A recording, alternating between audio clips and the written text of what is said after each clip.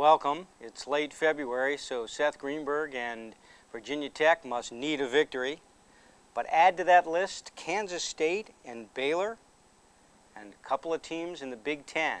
I'm Reid Cherner to sort out our bubble trackers, Mr. Bubble Tracker himself, Tim Gardner, USA Today college basketball writer.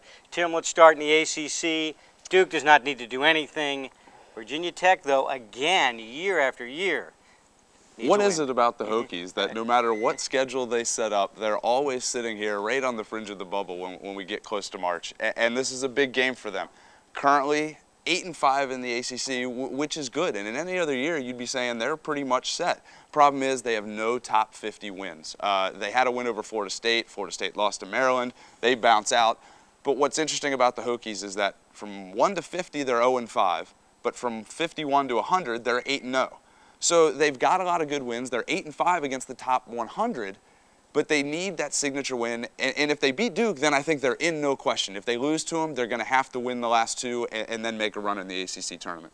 Now, a couple other teams. I sort of am a fan of watching that vein in Frank Martin's temporal lobe go up and down, and that's when he's winning. Yes. Now he needs a victory. They are in need. They are. I think they're a little safer than some other Big 12 schools. The strength of schedule ranked 8th in the country. They just beat Nebraska, who is a fellow bubble team, this week. They play Missouri. They get them at home. It's a win that it'll allow Kansas State to get a second top 50 win. It'll separate themselves from the pack a little bit. They're in the field right now, but you don't want to get a home loss that leads to a slide down the stretch. Baylor, again, my Bears. Always. We keep talking about your teams, don't we? They keep staying on the bubble. They do. I mean, although barely. They're outside the field right now, 6-7 in the Big 12. They've got Texas A&M at home this weekend. Got to win that one because you travel to Oklahoma State after that, and then you get, top 5 Texas coming in to close the season. Bears need to get a win. Which is tougher, a Gopher or a Wolverine? We're going to find out. Tough loss for Michigan this week with Wisconsin. That was a win that would have brought them very close back into the picture of the field of 68.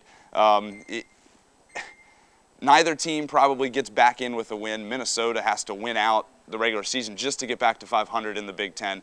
Michigan still needs a lot of work as well. The winner has a chance. The loser probably out. And a quick list of the one-and-doners.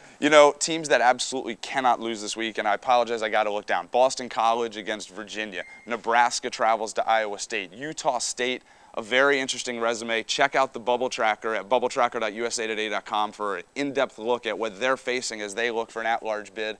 Also, Alabama travels to Ole Miss. Colorado State travels to Air Force. Illinois faces Iowa. Butler plays Loyola. Butler cannot afford another loss before the championship game of the Horizon League tournament. And Richmond travels to Charlotte. Richmond, an A-10 team who's right there on the edge. They can't afford another loss. The easy part is telling us who can't lose. Now we're going to put the feet to the fire. Who is going to win? I'm going to start first and give you the upset. Virginia Tech beats Duke. I'm going to go against you on this one. Unfortunately, I just don't. I think Duke's playing some of their best basketball. They finally figured it out without Kyrie Irving. They're very impressive. Nolan Smith is picking it up now in the Player of the Year race. I don't think Duke can lose this one. I think the Blue Devils take it. Okay. K-State, Missouri, I'm going to give you the first choice. I'm going to go with K-State on this one. They're playing at home. They're playing a Missouri team that doesn't really need the win, and K-State needs to get another top 50 win. I'll take the Wildcats. Missouri wins and Baylor wins.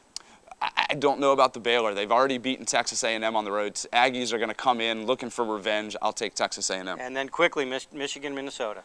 I'll take Minnesota, but flip a coin. Michigan. Okay, he's the Bubble Tracker. We will see you next week where we will have more teams on the bubble.